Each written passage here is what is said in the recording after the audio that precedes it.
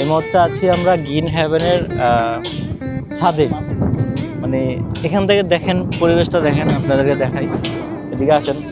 অসাধারণ ফিলিংস, মানে যেমন বাতাস তেমন ওয়েদার, সব কিছু মিলাই মাশাল্লাহ অনেক সুন্দর। মানে পরিবেশটা আপনাদেরকে বোঝাতে পারবো না।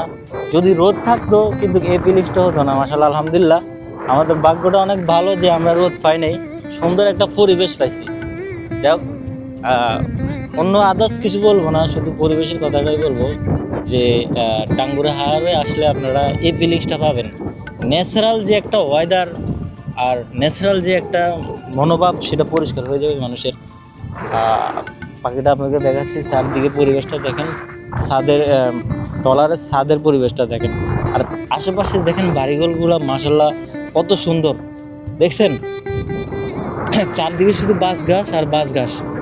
তারপর আবার এখানে দেখেন অনেকগুলো নিচে ছোট ছোট ট্রলার যাচ্ছে।